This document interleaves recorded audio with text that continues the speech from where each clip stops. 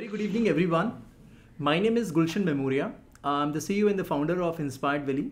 So recently we've started this initiative, Inspired Valley Schools, where we've started this initiative just to connect with the best minds in the educational world and brainstorm on some of the topics to get more understanding on the current scenario, right? So today we have the first speaker that we have is Dr. Sita Shankar. She is the principal of Gopalan International School, Bengaluru. Second speaker we have Miss Sudha Rajamohan. She is the principal of Sapphire International School, Noida. Next speaker we have Miss Vidhyut Sahare. She is the principal of Global Talent International School, Pune. And the last speaker that we have today is Mr. Paresh Yadav. He is a co-founder and director of CerboTech Education Pvt Ltd. I welcome everyone. Thank you, Gulshan. Thank you so much. Thank you so much. So today with our topic it says teachers continuous professional development, the need or necessity. As like we are also connected with schools specifically for this thing, right? We're also connecting the school to conduct a lot of training programs for their teachers. So this topic is very close to me because I am associated with the schools for almost like 9 years. With previously with CBSE, now running my own institution and connected with schools and conducting with a lot of programs. So I believe it's like this topic was in my mind quite a long time. I really wanted to discuss, and fortunately that we have you people, and let's see. Let's start our first discussion with the very first question with Miss Sudha. Shall we? Yes. Okay. My question to you, Sudha ma'am, is why this need for continuous professional development of teachers, and if there is so, then how often should schools conduct workshop for their teachers? Yeah. Thank you, Gulshan, for this question, which is so pertinent today, especially as we walk into, after the pandemic, we walk into the offline life at schools. So we find that, see, teaching has always been a very intentional task. Teaching is never an accident. Good teaching is something which has to be an intentional task, which has to come from within your minds. So teachers are naturally gifted to what we understand when we recall our own teachers. But a teacher teaching really stems from a concentrated study, good reflection and practice, and quite a bit of hard work. So teaching, like any other profession, no longer is just a job. There was a time when teaching was looked at as a softer area of job that a lady could do, because she did not want to toil much and go into a very strong profession. Exactly. Today, if you see, teaching has become really much more than that. And the reason, because we find that good teaching is something which is really becoming a little extinct too. That's a very good point. We find that this is a skill which is also a little bit dying out. So considering all this, we really have to focus on the fact that teaching cannot just come very easily unless we really work towards it. And that is why I personally feel that teacher training or professional development of teachers is something which is absolutely a mandate for anybody who comes into this profession. Exactly, you have phrased. Any speaker, if they wanted to add any point, you can raise your hand. You have this feature, right? You have raised a very good point, Ms. Sudha. Yeah. That I mean, before that it was, I mean, it's not a job anymore. I mean, currently Absolutely. it is more than that. Yeah. So Okay. in fact, if you really look at a teaching profession or the task of a teacher, the teacher can never know enough about how a student learns or what stops student from learning. So it is very important that apart from the teacher's instructional, structure being good, the teacher also has to be a learner herself to understand that how do the learners pick up the cues that are being given by the teacher. So, in fact, if you see as of date, we definitely see that there is less of teaching, but more of learning that we predominantly emphasize upon in classroom. So we hear very common words like, active student engagement. Now, Exactly. active student engagement means that there is total redundancy to the blackboard teaching methodology, which was a very one way process. Exactly. So, where or the chalk and talk methodology or the lecture method. Now, these were certain strategies which were very, very, prominently used at times when, students would think that the teacher who comes into the class or is, associated with me is actually a repetitor of information for me. Uh, that again is quite a myth. The teacher does not have to be a information overload, or the teacher does not have to be the one who knows it all. Uh, Exactly. it is a generation wherein the child and the teacher in class together are uncovering learning. They are exploring. The exploration can be together. It could be a very collaborative task. So when all these kind of uh, new methods are coming up, it is definitely important for our teachers to see that they today probably can't do what they saw their teachers doing in their classrooms when they were studying. Exactly. So very clearly, professional development of teacher or understanding how the new scenario works or what is it that the child is going to improve from or what is he going to gain from, that is something that the I'm sure everybody in the house will agree with me that the need for teachers training is absolutely must. The high importance of teachers to exhibit professionalism is very evident as what we see in classrooms today. One follow-up question for you. I mean, how often the school should conduct the workshop? I mean, because the schools don't have much of the time, right? Because they have to cover a Very lot of true. things. This question I have Yeah. received with a lot of principals, the school leaders. So how often we should conduct? I mean, as a principal, how often that you should take it? Yes. So, Gulshan, as I see it, I'm sure my colleagues will also agree with me on this, that there is always a paucity of time in schools. Exactly. School is like a mini world where there is no moment which is dull. So it is not just a happening place. So yes, if you say where is the time for doing it, it is something that you will have to work within and without to figure out where is that time. But very typically, all schools would always carve out certain time slots which they would feel that it is mandatory, and Exactly. they would find some regularity in this teacher training, which is an ongoing task. An Uh, ongoing task. it's an ongoing task, so weekly once I'm sure every school should, and I'm sure they do also, about some time at least of 1 hour session at least, wherein there is some amount of new learning that the teacher will get an opportunity to.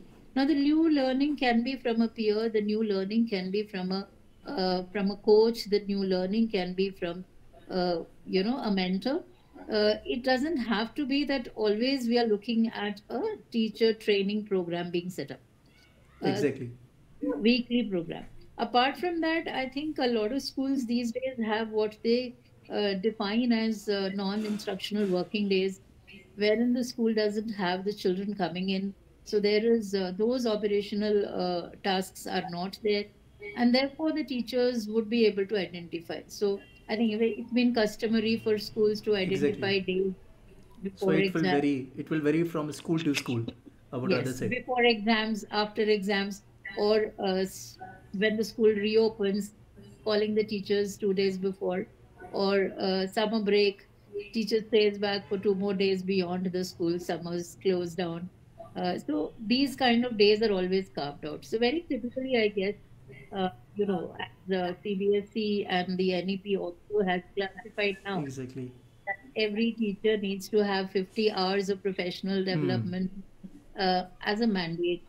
Uh, so I think most schools do exercise to build up at least around 60 to 70 hours, if not 50. 50 is like a bare minimum, but they do carve it out. But yes, it is a balancing act It's that a even if balancing we act, I would put rather in our say. calendar, do we really manage to do that or not? So most schools do some midterm reviews to check, have we done what we promise to do or what we propose to do. That's Uh, great. That's so great. Until yeah, now, I'm sure the school face a lot of challenges when it comes to organizing the training program. So one suggestion, absolutely. one feedback the teachers do give me that sir, please ask principal ma'am never organize the training program no holidays. Yes. Very true. So I believe this is Very the true. right platform for all the principals to hear it out that never Yes, organize a training program on the holiday because they don't focus upon, and it's very hard for the absolutely. trainer to get their concentration. Absolutely. Absolutely. Thank you, Sudha ma'am, for sharing marvelous points. My next question to Vidhyut ma'am. Can you please mention some of the benefits of the continuous professional development? Some tangible benefits, Very good evening to all of you. I just want to share few of my observations before please. I come to the benefits. Why teachers continuous professional development? This is our topic. Few of my observations. What I want to discuss here is that uh, before choosing as a career or a profession as a teacher, do we really think why we are becoming a teacher? Is it our passion? We have taken a degree or we have taken a professional degree. Is it our passion? Do we really want to become a teacher? Second thing, if we have a degree, but just as a compromise of marriage compromise, few of our teachers, they switch their career and then they take the degree, BA degree, and then they take this as a career. And second thing is that if they don't need to earn any money, it is just an alternative, an opportunity to Mm-hmm. take this as a career. Mm-hmm. These are few of the observations of mine when I interview me as a teacher. And when we have multiple teachers with different, backgrounds and different mindsets when they Ex- come to school, in the same way, when we admit our students also belong to the different categories. So we have total mixed culture with the teachers mm-hmm. as well as with the students. Mm-hmm. So every teacher over here needs to give 100% in the teaching field. But do That's they true. really give 100% That's a while question. teaching? So when it is mandatory for all the principals, to do the observation, class observation, and then they call upon the teacher and then explain that this has to be taken place. This is how you have to do. So this Mm-hmm. is also one type of training that we eventually all the time move ahead in the class and then make them understand. Okay, so when any of a teacher who has really a passion, okay, Mm-hmm. yes, I have to pursue this career and I want to be with the students and I want to give as many as thing as what is there with me, tries to learn many things and move ahead out Mm-hmm. of the barrier and tries to give 100%. Mm-hmm. But as I said, the two things where we have another criteria set of the teachers where just they come, teach and go.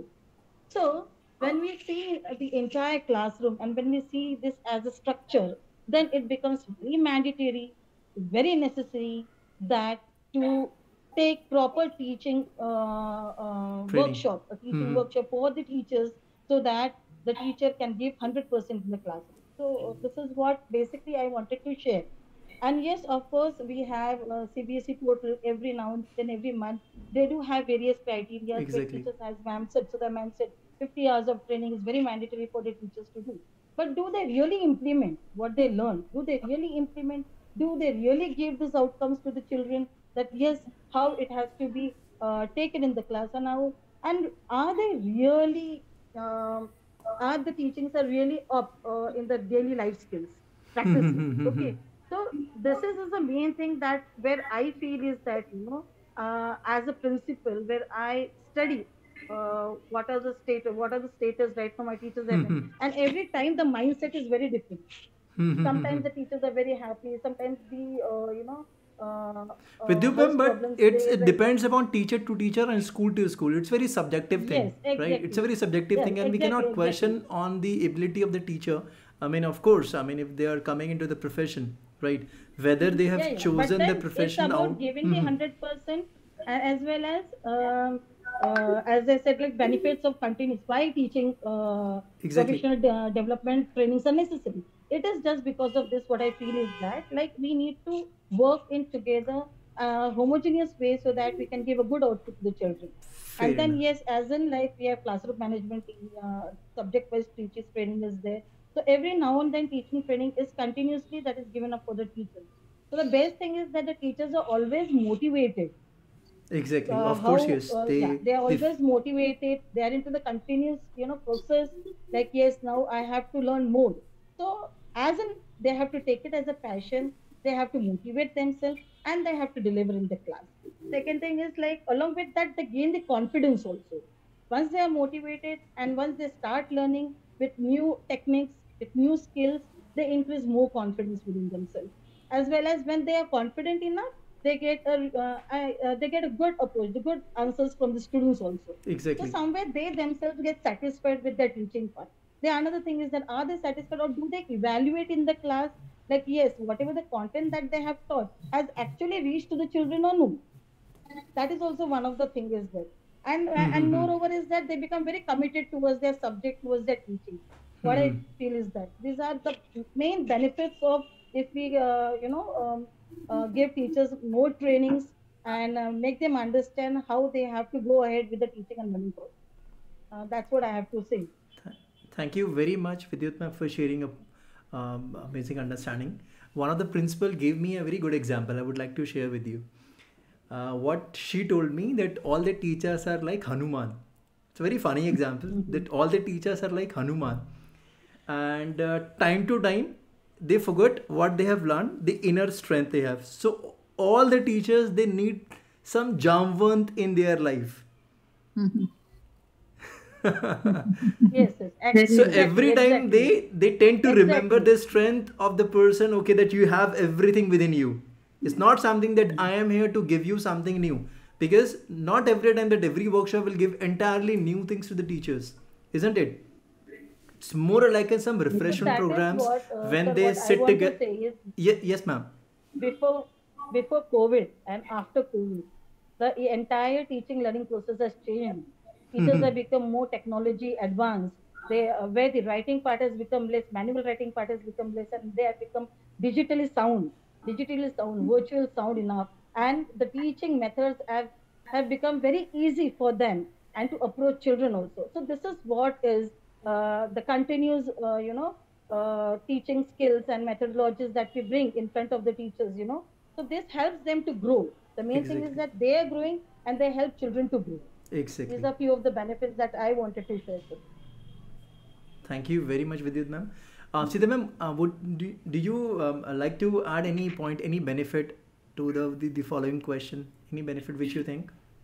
I think majorly one of the benefits I see when teachers are trained in school is Mm-hmm. that confidence.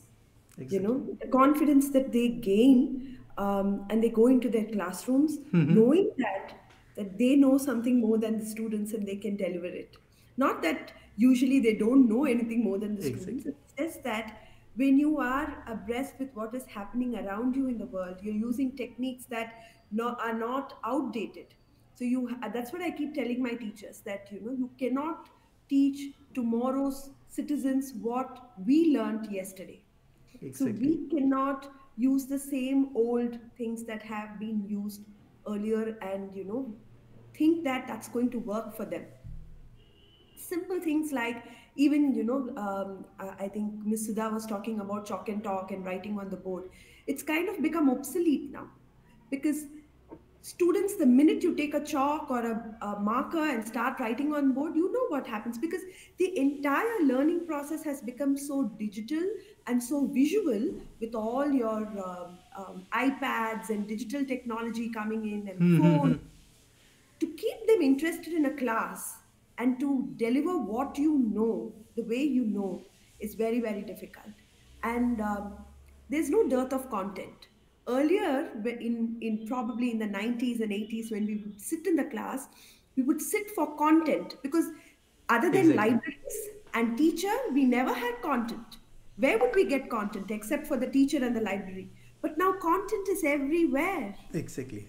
You just have to type on Google if you have to know about the Amritsar massacre in 1990. It will 1919. It will just give you the entire list, how it happened, where it happened, who did it, what was the outcome, everything. Why do you need a teacher to narrate that in the class? But what can a teacher do? A teacher can give you that experience, that story, and put it in a way that you understand and you can digest, and then, probably connect it to different things that's happening around you. Now, the teacher was never taught this way. So Exactly. when you are not taught this way, you cannot teach this way. If I suddenly ask the teacher to go into the class and say that I want my children to be critical thinkers, she herself has never taught critically or thought critically. How do I expect her to go into the classroom and suddenly say, okay, now everybody think critically? It doesn't happen that. So you first train the teacher to Exactly.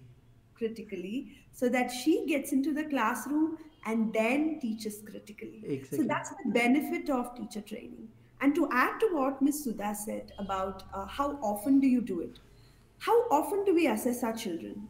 Every day in the classroom, every day we assess our Good children. point. But how often do we assess our teachers?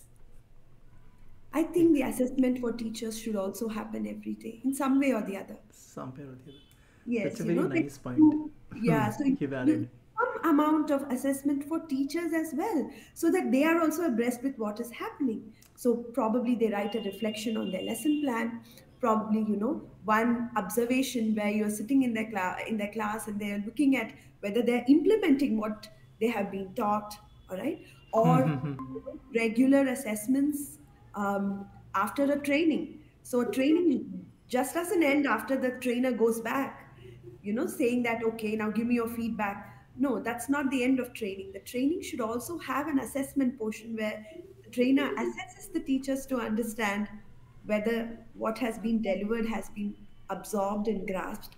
And the school has to take it forward to see whether whatever has been taught in the In training the is training. implemented in the class. Exactly. So So, it's a complete cycle that is continuous and comprehensive. So it has to happen over a period of time and relentlessly. This has to go on because every day we have new technologies coming in. Every day we have new things that we learn, and what happened yesterday is already obsolete. What's going to happen? Because if I talk about China Ukraine war in the class, I need to know what has happened today. exactly. I can't just go and tell them what happened in March. That's old story for them. And many, you will see that many students in the class, as the teacher is teaching, would raise their hand and say, "No, ma'am, that happened day before. Ma'am, you know what the latest is now? You know." And especially when it comes to technology, I feel that sometimes my teachers are, sometimes they are not as abreast with the technology as my students are. So they Exactly. in the classroom would get up and say, "Ma'am, but Python is so old." And a teacher who's been teaching C++, Exactly. Python and Scratch is something she's working now with. Correct? Exactly. So the teacher has to be two steps ahead of the student. Exactly. Just And to add on your point, previously, like 10 or 15 years before, the rate of change was constant. Let me put it correct. again. Like 2 decades before or 15 years before, the rate of change was constant, and currently the change is constant, that too in undefined capacity. Definitely. And that's something that we noticed during COVID. And Exactly. when my teachers were all used to, they're beautiful teachers. I mean, they were excellent in what they do. And COVID came, and I said, okay, now everybody online. And that's when I realized how, how much of trouble it was for them to get into unlearn what they learned and relearn.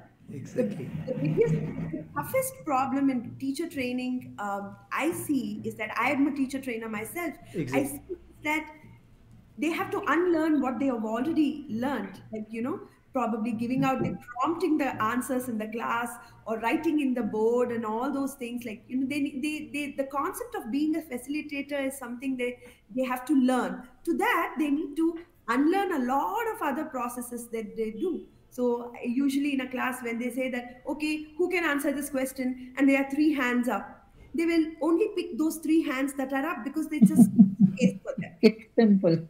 Yes, it's simple, it's safe. They know that this child knows the answer, so I can move ahead. But the question is that, are you asking the child who has never raised his hand or her Exactly. hand before? And that is an unlearning for the teacher. She has to unlearn. And I keep telling them that I don't want you to ask questions like this. You need to make a peer group where children sit together and discuss, and the group comes out with an answer, so that all these are new concepts for them. They're just learning it because they've always used to speaking in the class. Now suddenly I'm asking them, now you don't talk. Your job is to just ensure that they talk. It's so difficult, right? So they Absolutely. yeah, and when the student gives a wrong answer, they're just itching to correct the student. I'm like, no, don't do that. Just let them say what they have to say. But ma'am, they are wrong. They are learning it wrong. I said, no, they're learning it right. They'll realize that they are wrong soon when you Exactly. facilitate them. So these things have to come only by practice, and that's why we need teacher training.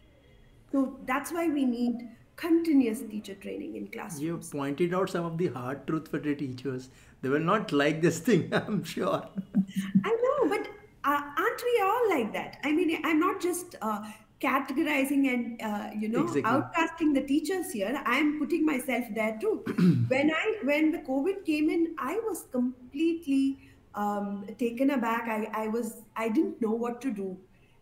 I had no concept of teaching online. Forget assessing online.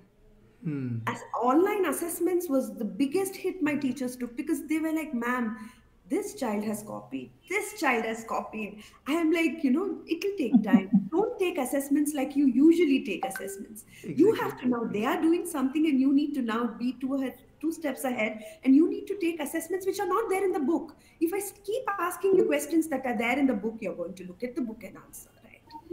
So time the questions and ask them open-ended Definitely. questions which they will not expect. So these kind of things happen only because of teacher training. That's a Otherwise, very good point that you have raised. Yeah, Sudha ma'am, you have raised your hand. Please, you wanted to say something? Yeah. Hmm. Yes, Gulshan. I was itching to ask Sita ma'am a query only on this. So something very strange that I saw, especially during the pandemic, and I'm sure we all saw it, was that when we were hit by the pandemic and our teachers had to go online, at that time there was a mad rush of teachers wanting to imitate what they did in offline class on an online platform. Now we have reversed the situation. Now the teachers have come offline, and now at times the teachers say that, there is online we could do this and online. So many times, I have these conversations with my teachers, and when I tell them that, see, the trick is not in online or offline secluded. It is about doing it hybrid. So correct. online also has benefits, offline also has its benefits. If we Definitely. could pick up the benefits of the two and put it out to the children, our children would be the happiest today, because Definitely. they actually would like to utilize the best of the two worlds. Because Exactly. of Definitely, there are certain things you can't do online, and it's best done on an offline class. So, when it comes to the assessment, for example, while I do completely agree with Sita ma'am that uh, we were totally shook off from our Exactly. seat. We had to do these assessments, right? And resound with her the experience. Teachers would come and say that, yes, yes, ma'am, this answer I can't take, this mark I can't take because this child would. So sometimes to ask my teachers, you have made paper. You knew it was online. So how is it that you made a paper that the child could fool you? So did you think of outsmarting the children by making a question which was more thought provoking? Because you did the same question which you would have done offline. So to say now the children have cheated you, I think it's an understatement. You should have outsmarted them. So yes, I completely agree. The training is to be going on parallelly with something which is to assess them. I think that's what we all are coming to. So that's all that I wanted to add on there. That's great. You all two pointed out a lot of things, which I think one thing I would like to add. So teaching is not just a 7 to 8 hours job anymore, right? Absolutely. It's a 24/7 job. Let me give more, because I mean, if the changes are happening in a rapid pace, then they have to catch the pace, right? For this, they need to learn a lot of things with their free time. So I mean, if the teachers are having this mentality that okay, now the teaching is like only for 7 hours or 8 hours, now I'll go back and I'll going to have a lot of me time of me. No, because they need to catch up a lot of things, and for this they have to devote a lot of time. Because when we go to the teachers training, or when we conduct a lot of teachers training programs, we ask them to do these things which they have not learned previously. For this thing they have to devote a lot of time. So this is again a misconception for the teachers. Okay, they will learn in the school time. School is the time where they need to deliver. School is not time which they have to learn, right? They can learn, they can observe for the experience, they can do something. But to learn the a thing or a technology entirely in a new way, they have to devote a major chunk of their time, isn't it? True though, it's difficult for the teacher to accept it. Exactly. Paresh, are you there? Should I ask you the question or with the Sita ma'am? No, I Okay, can. I'm there. I'm there. I'll shoot the question for you. Paresh, as a corporate professional, what is your opinion about the professional development of teachers? Because you're also, because I know Paresh in the past 2 years and he is into wonderful technology. And I'll give Paresh the podium to explain about your technology, how they can help to the schools, and then come to the question. Sure. So basically, what we're working upon is a brain-computer interface technology. So as an organization, we are primarily into cognitive skills enhancement, and we're also into mental wellness and self-improvement. So when I say cognitive skill enhancement, anything to enhance has to be measured first. So, for example, if I have to enhance the concentration level, I need to enhance memory levels. I need to measure, and the mechanisms and the means and mechanisms for measurement of all these cognitive skills are very few. There are pen and paper mechanisms. There are psychological mechanisms through which we can measure all this. There's no technological intervention into all this till now. Somehow we have been able to crack that. We use the brain-computer interface technology, and in which we acquire the brainwaves of any individual, could be a child or could be a adult or anybody. We acquire these brainwaves while the children are doing certain activities. And when we acquire these brainwaves, our program, what it does is it converts these brainwaves into a proper report. So alpha, beta, gamma, delta, and theta, these are the brainwaves. So depending upon how well has the child done the activity, how well has the child focused while doing the activity, try to remember what is the self-esteem of the child, what is the stress level of a child. So based on all these algorithms that are there across, we are able to generate a report. This report primarily gives the complete details about what's the concentration level, what's the memory level, what's the tendency of a child. Is the tendency of a child to get into a depressive state of mind, wherein thinking that why does it happen only with me? Why is it this way? So something like that. Or is it a child has an attitude of fight back? How's the child's problem solving skills? How's the child's calmness level? Because calmness level is something which matters the most. The calmer we are, the better is our results. So this way we generate a complete report based on the brainwaves, and then there are certain 2-month online programs which are do it yourself activities that children need to do it. Listen to binaural beats and some concepts like it, and then again we do the measurement. So it's already the schools have started taking our services and implementing these programs, and when they are seeing some good results in terms of how. Because in a classroom, if a teacher, now since we're coming to teacher, a teacher puts in an effort on say 40 students in a classroom. Out of these 40 students, there are 10 students who do exceptionally well. There are about 20-25 who are basically on an average. They fall somewhere between the 70s and the 90s. And if we call 90s as exceptional, that's where about 10 odd students are. And between 70s and 90s is about 20-25, and about 10-15 are below average. Why does this happen? One is obviously the interest part, and the other is this cognitive skills play an important role. So that's where we basically come into. So that's what we as an organization do across. and we have started offering up. That's great. That's great, sir. So coming back to the question, so what are your opinion about the professional continuous development of the teachers? Yes, I'll just give an example to you. Now, about a couple of years back, my car's number plate broke, and I had to get it repaired.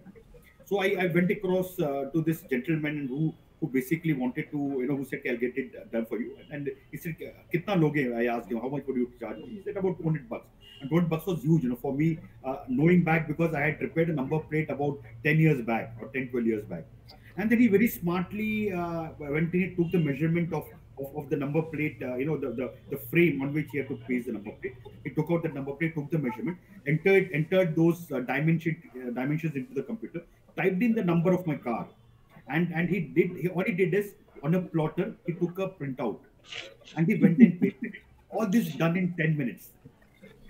10 minutes he did complete this activity. I was wondering about 10 years back, this entire activity used to take about good 2 hours. The gentleman would come in, put his lines, and then he'll put in the number, and he'll paint the number, and then he'll put it to dry it out, and you have to stand all the way till that time, or you have to go back, have a cup of tea, and do some chores that you have not done across, and come back and pick up the number plate. And so technology basically changed, and everybody is adapted to technology. Exactly. And since he adapted to technology, he grew. So if you don't adapt, because adaptation is something that has made mankind reach to where we are at this point of time.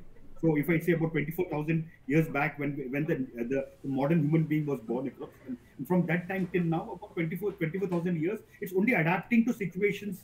We adapted the Japanese adapted to situation after the World War II, after they were bombed on 7th and 9th of August, and this way everybody adapted to situation, and they grew. And similarly, in every profession, adapting to situation is very important, and that's it. Exactly. That's how I see, because now, as Sudha ma'am rightly said, the education is moving from blackboard to whiteboard. Things are moving across, the things are changing. Whiteboards, pana boards. There are pana boards wherein you write something and you take a printout. Things are completely, it's taking a complete different change. And and the kids adapt to technology faster than we do. And that's something which is wonderful, because they are that tech savvy, and they adapt to new technologies very fast. And we have to catch up with them. My son or my daughter, of course, they're into that they're 18 and 22. So for me, they come and tell me, oh, Papa, come on, this is how it is done across. So they know things faster, and that's the reason why for teachers also the movement is very important. That's what I could feel across. So if I go back, I see the kids doing presentations in PowerPoint in 8th standard. And they have got certain things. They write down a Word file, they enter everything in Word file, and they create reports and all. I really wonder. During my engineering days, I learned a little about computers. Since I was a computer engineer, I learned about computers. And gradually, when I joined a professional organization, that's when I learned about Excel, and that's when I learned about PowerPoint. When I started presenting across. Now these kids are doing it in the 8th class. Things are it's very important that we all adapt, because adapting is this entire professional development is only going to help in teachers' confidence. It's going to improve the teachers' confidence. It's going to ensure that the children are able to learn better, and there's going to be a growth mindset that is going to get created across. So I think it's a very important aspect. So as a professional, also I feel teacher is also a professional basically. Exactly. And for her also, adapting and learning and being working as a professional is important, and learning professional abilities or adapting to professional abilities is very important for a teacher also. That's great, sir. That's great, the adaptation, because every profession need to adapt from time to time. They need to, you can say, enhance their capabilities time to time. As the time changes, the world changes, and to face that world adversities, we need to be perfect in that. Now, my next question to Sita ma'am, it's a very long question which I wrote it. So apart from the mandatory training programs which the CBSE asks the schools to conduct, whether it's a 50 hours or 100 hours or 150 hours. So apart from this mandatory training programs, do you think there is a need to conduct this session with different domain experts as well as for their continuous development? If yes, so then how often should schools conduct these kind of programs? So Yes, CBSE and ICSE and other boards have mandated according to NEP, and that is on various portals that they go and take their trainings. But Exactly. apart from that, I think it is important for us to look at domain expertise as well, because when it comes to real life situations in the class and how to deal with it and how to kind of train teachers even when it comes to based on their subject or basically content or how classroom management is done or whether how they develop a rapport between the students, it could be on anything. But like you said, that continuous training is always important and it can be very specific to what the school needs and what Exactly. the teacher needs. So for the first thing the school has to do, according to me, is to do a need analysis to see where exactly we need the training and who exactly we need the training for. So in my school, I have a format that I make, and then this is something that happens bi-monthly. So what we do is we look at our parent feedback, we look at our student feedback. We also look at what the teachers actually come to tell me, like ma'am, if this was there, then it would have been better or something like that. I would note it down and then call the domain expert and say that, see, this is what the school requires, and therefore we would want you to take a training on this. So recently there was one thing that came up which was very, very important for the school. Now that children are back to school and teachers are also back after a hiatus, I see that that what do you say, that alertness has dimmed a little, in the sense that earlier on in the classrooms or in the corridors, teachers would be very alert when the students are walking. Now they have moved their focus more to academics than to the all around development of the child, because 2 years they were not doing it. Discipline, everything was taken care by the parents at home. So Hmm. now in school we see that discipline is taking a back seat because teachers have to be trained on that. So just to bring that thing into focus, I had to call somebody who could take a small session on classroom management and how do you deal with certain issues in the class and with the student. Another very important point that I saw creeping up is Hmm. Hmm. Hmm. um, mental health. Hmm. So it's not only, I'm not only talking about the students' mental health. I also look at the teachers' mental health. Somewhere, Exactly. coping with the post-pandemic stress is becoming difficult for the teachers, because what has happened in the past 2 years, this is a funny anecdote, but I'll have to tell you all, is that in the classrooms, what has happened is that we were all online and classes were happening online. So what the mother used to, this is especially for the lower grades, the mother would kind of start feeding the child when the class is going on. Like, because if the mother is at home and the child is at home, there's no time boundary. The mother wants to feed the child anytime the child is hungry. So she would come with a cup of food and then start feeding the child. So now this has become a conditional reflex for the child. So whenever the teacher would switch on the smart board, the student was taking the dabba out. We had to kind of tell them that no, this not a TV. You're learning something, and students would immediately get hungry whenever there was a visual aid that is put up. So these are the things that we have to take care of, and for that we need training. And we had to train the teachers, and the parents were up in arms with us saying that you're being very strict, you're being that. Children should be allowed to eat whenever they want. You can't run a school like that. Exactly. So, so we had to do a lot of workshops for teachers, for students, and for parents. So these are again niche workshops.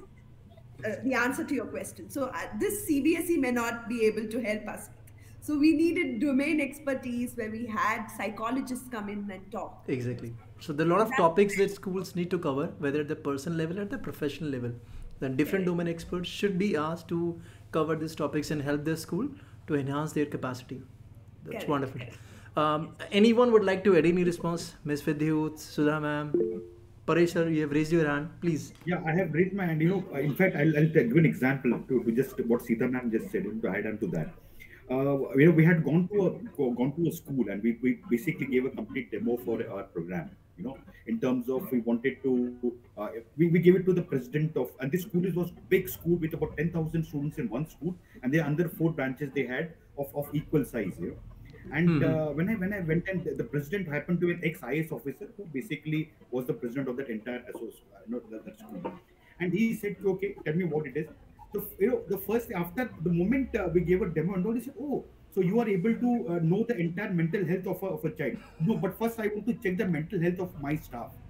And he implemented this program. He got the entire report taken. We call it the BNT, brain neurocognitive test report. He got the entire report done for his 250 teachers.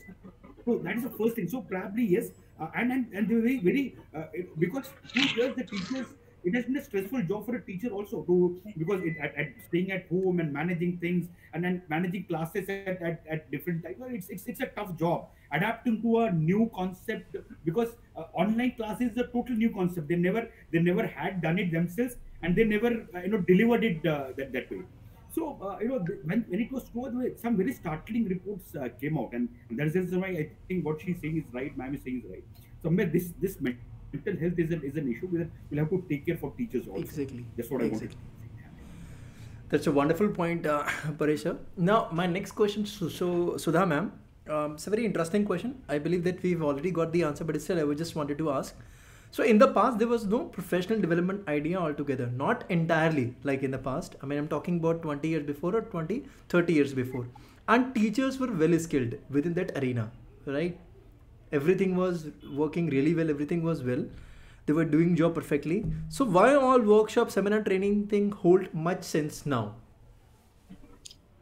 Yes, you really said the fact that earlier, if you actually see the job requirements, the skill sets of the job requirements of the past, and the skills of the job requirement today, and more than today, is about the tomorrow. So the coming tomorrow, we do not even know what are the kind of jobs and the kind of preparedness that our children should actually have. So the only thing that we can still touch upon is that what are those sustainable skill sets we would always want our children to have, and one of the prime ones is to be having a growth mindset, being able to adapt oneself, being able to evolve to the situations that are coming up. So, if you look at these kind of mindsets, if the educator by himself or herself does not have a similar mindset, it'll be impossible for the classroom to create such kind of a mindset. So that the setup wherein classrooms used to be places where there was dissemination of information from a person who was an expert to a less knowing individual has changed completely. So we are not just focusing on that delivering of some content, but we are actually looking at very varied kind of situations. And as Sita ma'am said, that what teacher might speak in class, the very content may be challengeable, the very content may have differed completely. So even if he looks at the subject knowledge, the what the teacher should have been thorough about, because if you have a postgraduate trained teacher into the school with the right kind of aptitude with all the teachable qualities, yet we would feel that there are certain areas where unless that teacher's mindset is open to something in terms of growing, we will not be able to continue. So this need has come up because of the changing scenario which is happening around, and also the fact that now people also have stopped thinking of very typical kind of jobs.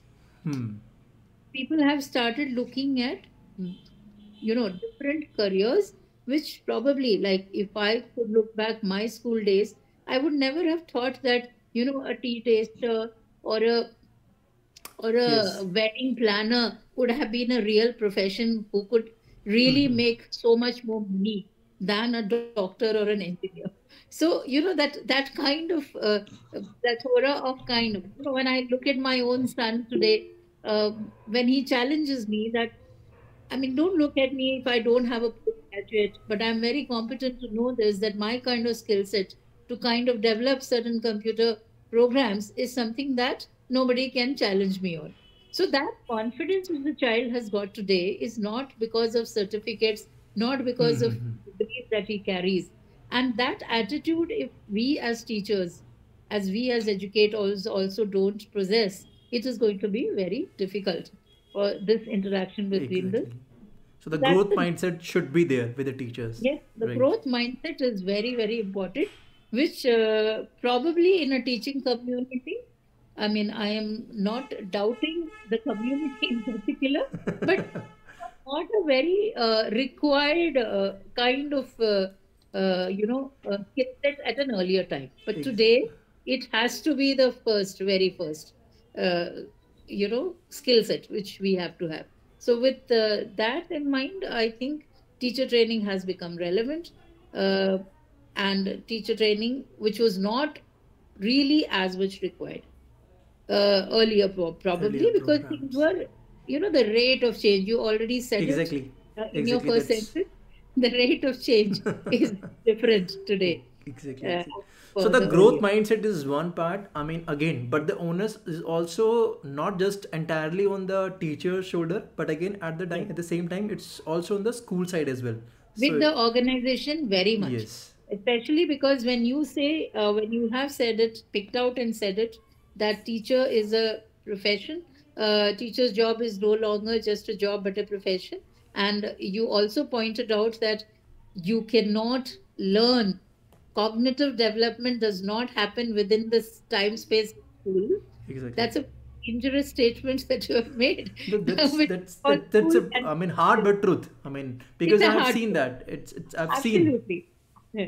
Yeah. So Yeah, it's see a them. hard truth. So it can only happen if learning becomes a habit. If A wonderful point. passion. I should write So it down. spend Learning. time on it because it's my passion and it's my habit. That's a very good point that you have raised. Learning should become a habit.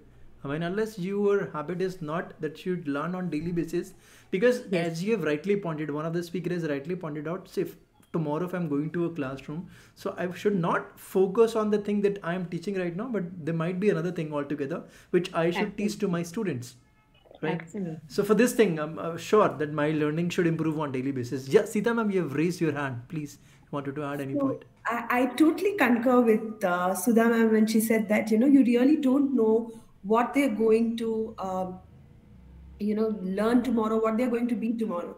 I think 10 15 years back we had no idea what a social influencer was, and just making reels on Instagram or Facebook would actually, you can earn. That was not at all a concept. And today, when to add to that, I would also, our teachers have to know what careers are going to become prominent in the coming years. And you just cannot teach them to become a lawyer or an engineer or a doctor.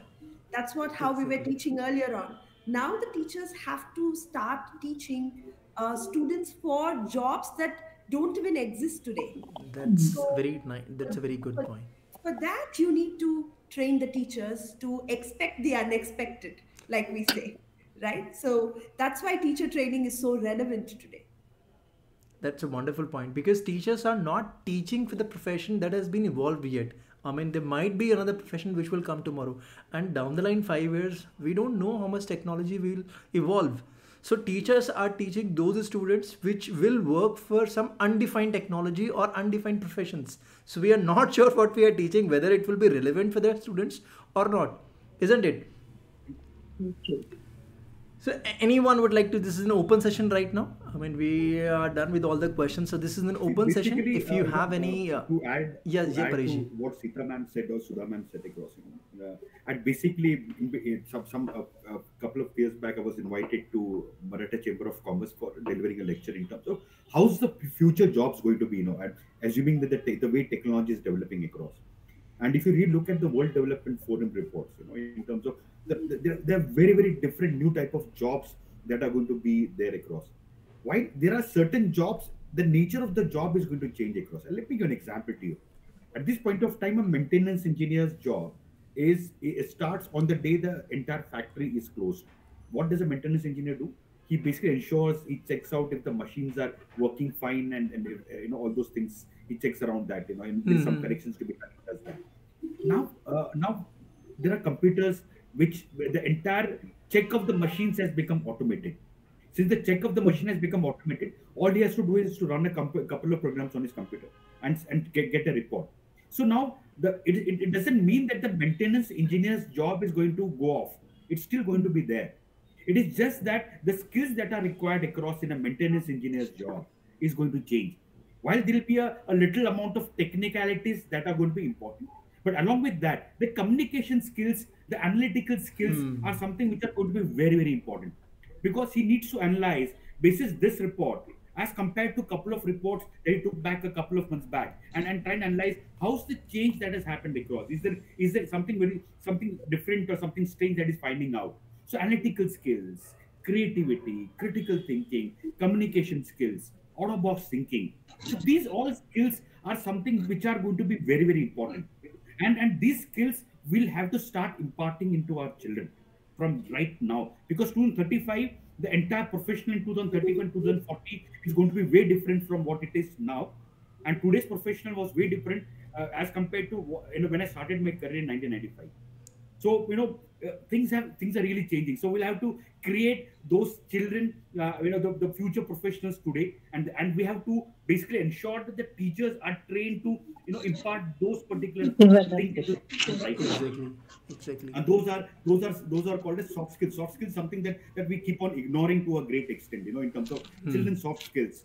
And while mental health is also important, mental health, like understanding, or probably just sensing, are there any mental health challenges? So teacher also needs to be trained on those aspects. Something, Sir, I you think have this is a rightly very pointed.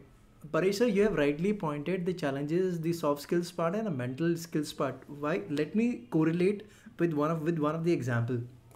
See, every year almost 18 to 20 lakh students give the NEET examination or the right. IIT examinations, right? You all are aware about it and we are very well versed. Suppose if my bacha or my child want to study for IIT, I'll be more than happy. This is, I'm talking about the 90% of the audience which is in India right now.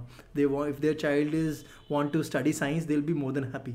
The child is going in the right direction, right?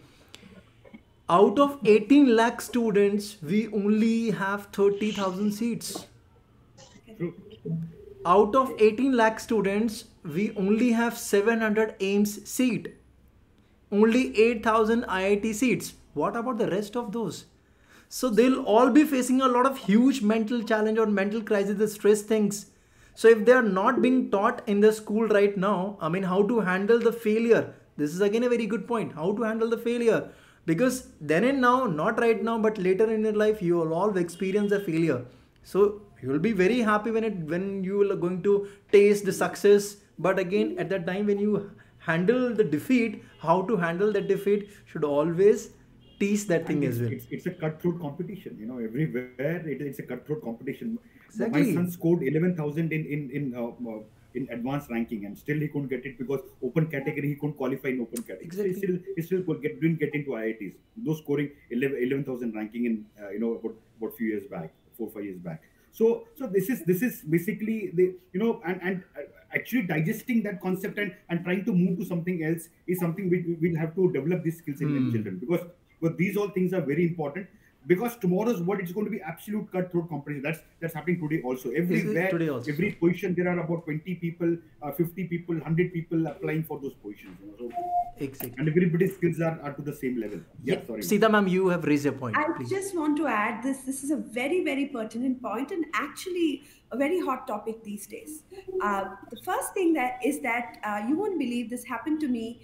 I went to a hairdresser, and when he was dressing my hair, he told me that he is a B.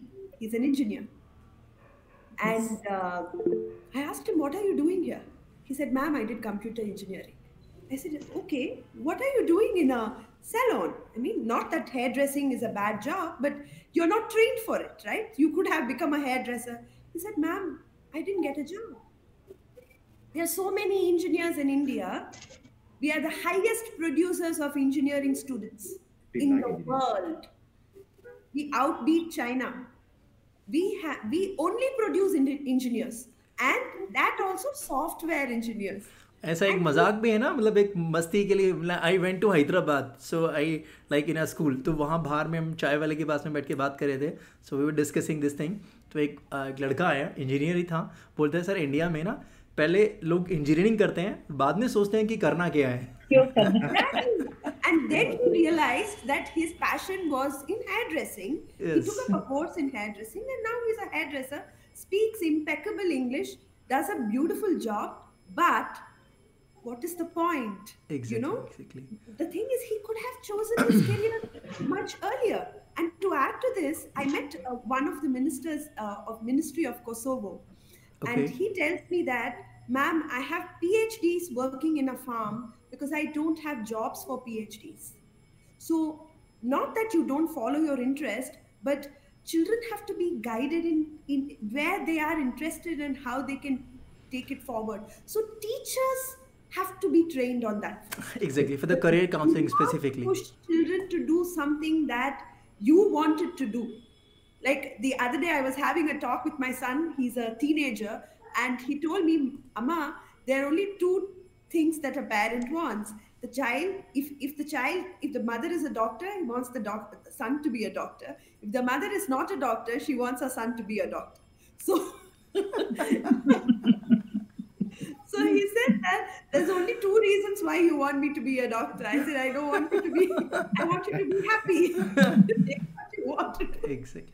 Yeah, Sudha ma'am, you've raised your hand, please Yeah. let me conclude. So I was just trying to tell you that actually speaking, if you see the teacher training component, something that we overdo at times, also is something that we should cautiously work on. So we definitely want our teachers to be the best guide for our children.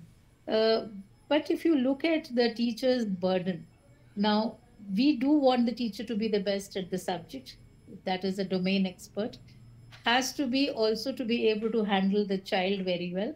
So therefore, mental health and the first psychologist for the child. Exactly. And if we want the child to be guided for the career, then the first career counselor for the child as well. So when we take on to these different aspects of a teaching profession, so I'm just reminded of that beautiful caricature somebody drew where, a teacher had to have 100 hands to really Exactly. work on the various aspects of a child development. So teachers training is sadly today becoming also a very big mandate, because the so-called teacher training which the teacher comes with from an official college of either a B.Ed or an NTT or anything is also falling very redundant. Because many a times my teacher asked me this question that, we at school, we keep talking about training the teacher.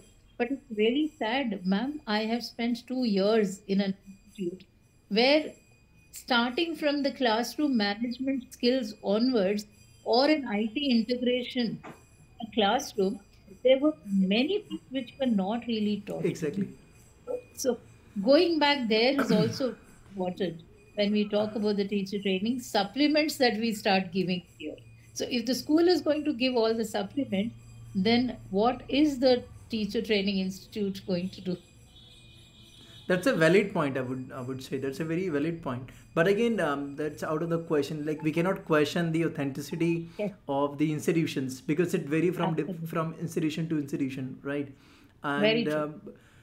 again, when once they join the school, it becomes a school responsibility to train them on different skills, right? And they Right. move on from institution to institution. I mean, I'm sure your institution is a more prestigious one in the Delhi NCR region, and I'm sure you're taking a lot of efforts to enhancing their capacity. At the same time, there might be another principal or there might be another school, those who are not very much institutionalized or they have all the resources to train their resource to their teachers. So again, it varies from school to school and to person. I mean, as a principal, you're giving your time, you're giving your precious time, you're giving your me time, I would rather say. Absolutely. Genuinely, I make it to a Sunday, that to evening, right? We have sent to like messages to almost 100 principals, but how many principals are here right now? 3 principals. That's all make a True. difference, isn't it? And today's Yes. evening we had a wonderful discussion, right? We have Yes. pointed out a lot of suggestions. I'm sure that you, when you go back, you go enriched. True. Very true. Very True. So I And again, actually, for us, for a professional like me, meeting all these prominent people from the education industry, it basically makes a lot of difference. For me, I get to learn every time. Every time I meet them, because since I work very closely with the education industry, what's going on, what's the psyche in the education industry, I get to understand that to a great extent, and it's In fact, always. Parish sir, I would say that we are now curious to know more about the kind of assessments that you spoke about. I mean, it's something which is really helping us to also understand. Yes, that's another area that we should actually be exploring to see that what are the ways in which the cognitive learning of children or teachers can actually be measured. Actually, So it's a very interesting way. Maybe we can quite have another round interesting. of discussion, or I can speak offline to take Gulshan ji I'll take the numbers and Sure. sure, speak. sure, sure. We like Yes. we've already tagged you people on LinkedIn, so you all have each other's profile, right? You can contact them offline, Sure, I'll do that. and it's Because our it's an it's a pleasure to connect with the best minds in the educational world and to share the ideas. and Thank you, Vidhyut ma'am and we everyone. are Thank you from the so same much, city. Vidhyut Gulshan. ma'am is Thank you, from Sudha ma'am. It was a pleasure listening to you. Thank you so Thank much. you. And like Gulshan said, that it was really enriching for me. Thank you so much. Thank you, Sita ma'am. Thank you, Thank Vidhyut you, ma'am, Thank ma'am. you all. for giving your precious time. Thank you all. Thank you. Thank you, Thank you sir. so much. Thank Thank you. you. Thank you Thank very much. you. Have a great evening. Bye bye. Thank you very Sure. much. Thank you.